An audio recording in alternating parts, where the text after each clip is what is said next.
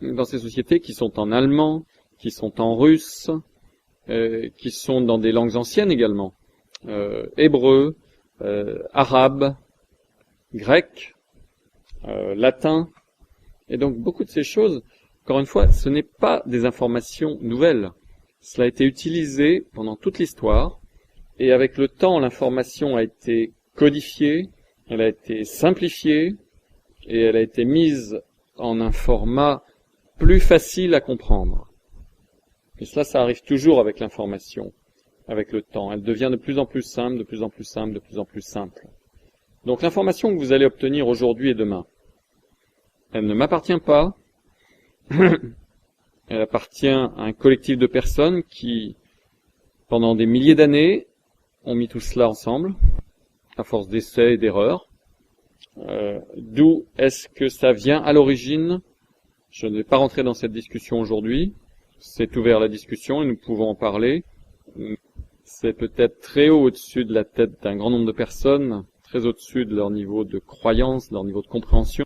Mais en résumé, c'est que cette information est utilisée aujourd'hui par un groupe incroyablement petit de personnes. Quand vous le comparez aux plus de 5 milliards de personnes sur la planète Terre aujourd'hui. Un petit groupe de personnes ont eu accès à cette information, et ceux qui ont effectivement accès à cette information, et qui utilisent cette information, ont une vie étonnante, et ont vécu une vie étonnante. Et c'est pas seulement au sujet des choses, c'est au sujet du ressenti intérieur.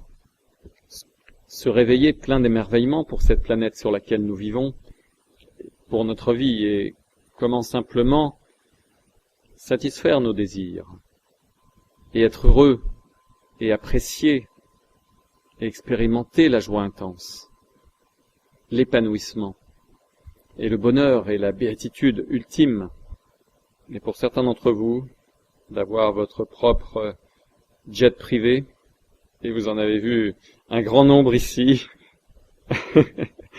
C'est votre bonheur sublime. Et pour certains d'entre vous, vous ne trouvez aucun intérêt à avoir un jet privé. Et votre bonheur sublime, c'est de pouvoir voyager en première classe une fois de temps en temps. Et c'est parfaitement bien.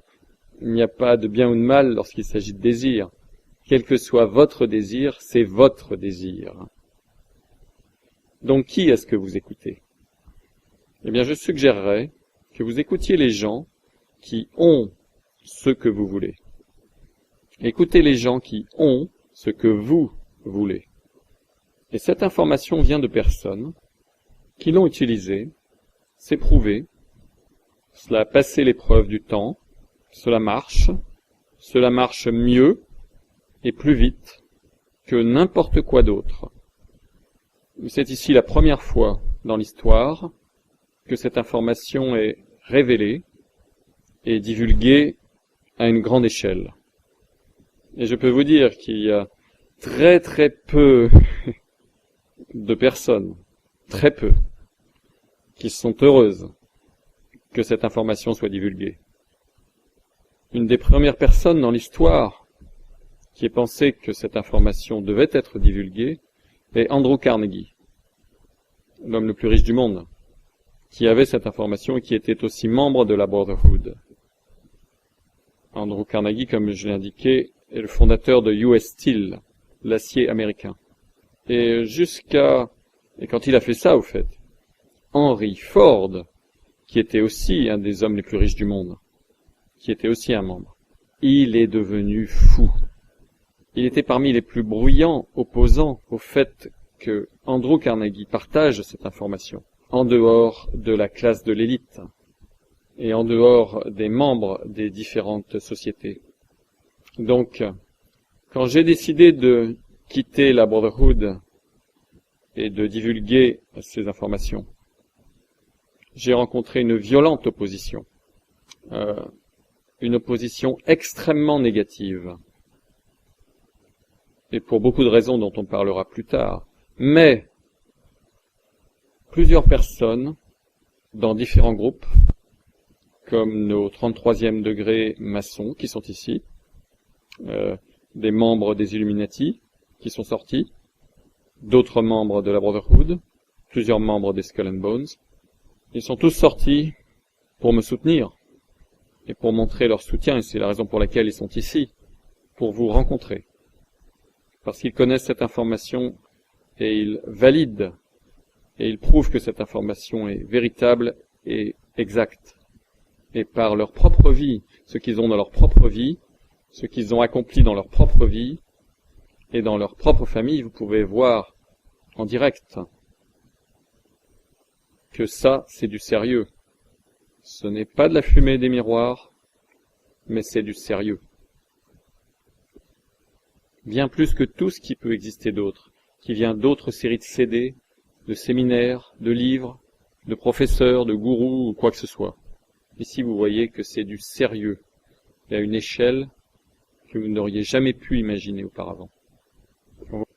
Quand vous voyez des membres de familles royales, les gens les plus riches de la planète, des gens qui contrôlent le flux du pétrole, des personnes qui contrôlent le flux d'informations vers les médias, qui contrôlent l'alimentation, vous voyez les personnes qui contrôlent la planète.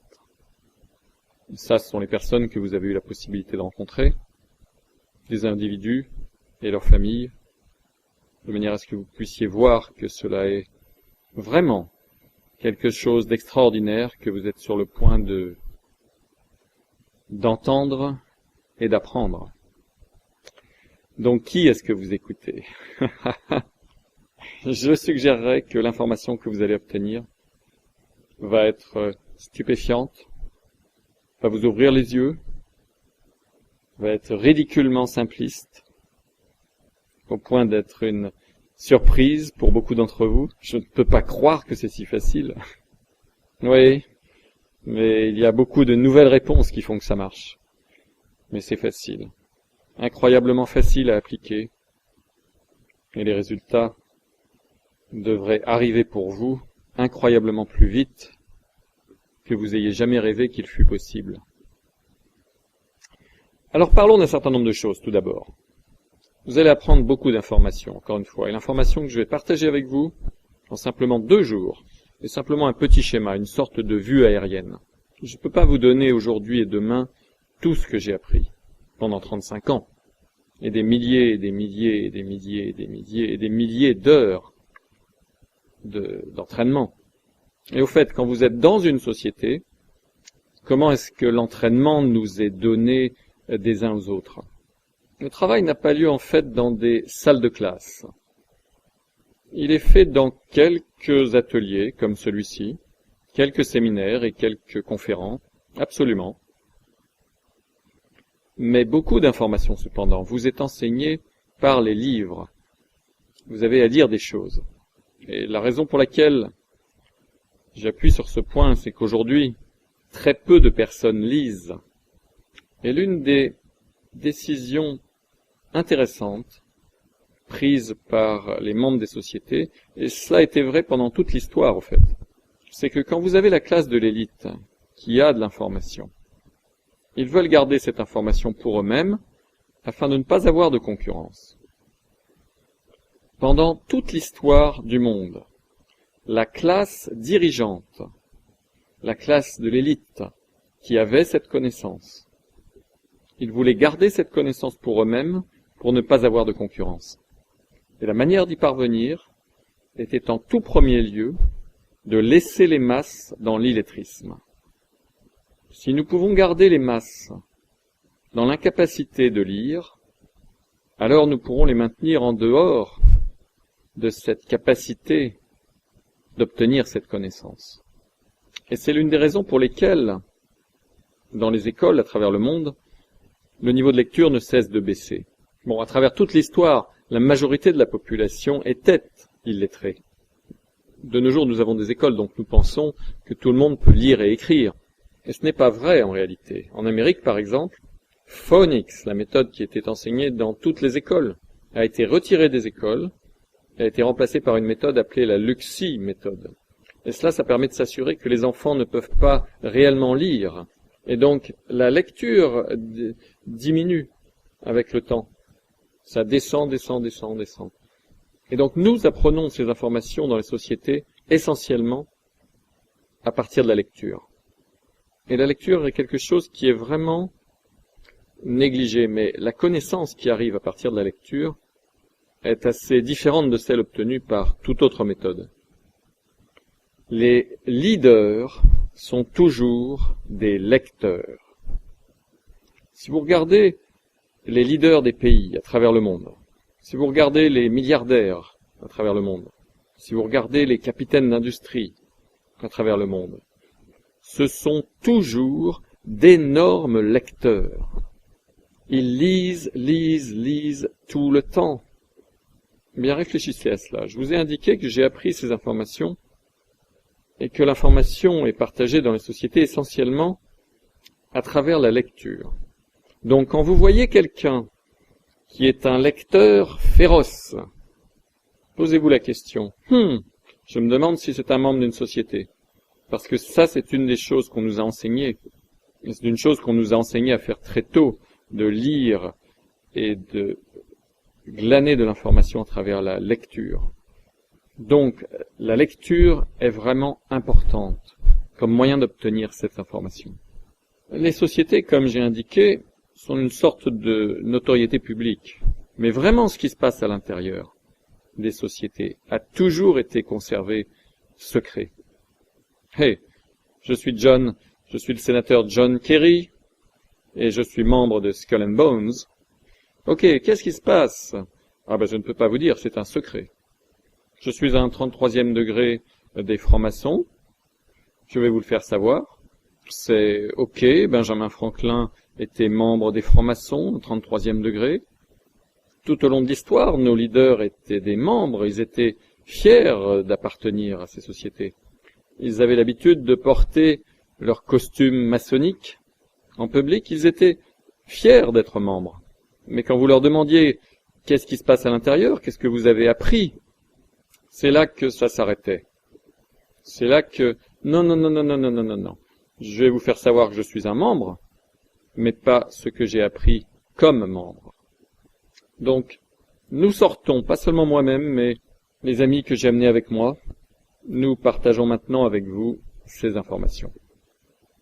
Donc j'ai indiqué comment ces informations, un petit peu par des conférences, ateliers ou séminaires, essentiellement par la lecture, et la troisième méthode par laquelle cette information est partagée est de personne à personne, de l'un à l'autre, par la communication avec les autres personnes. L'information est partagée entre un participant, un membre, qui la donne à un autre membre. La plupart de cela est fait de personne à personne. Et donc il y a des lignes de communication, simplement comme il y a toujours eu au cours de l'histoire, par lesquelles l'information a été transmise verbalement. Et dans beaucoup de cas, cette information a été transmise verbalement, mot à mot, bien que la plupart de cette information soit sauvegardée sous forme écrite. Mais c'est transmis verbalement, mot à mot, ce qui est vraiment intéressant. Vous commencez en vous asseyant avec quelqu'un devant une tasse de café, et la plupart de ces réunions de société ne sont pas si secrètes. Vous savez, récemment, il est très courant pour nous de nous retrouver, de nous asseoir dans un café, et de prendre un café, et de partager des choses. Et si vous enregistriez cette conversation de 20 minutes, l'information qui a été échangée va aller bien au-delà de ce que 90% des gens peuvent comprendre. Mais l'information entre les membres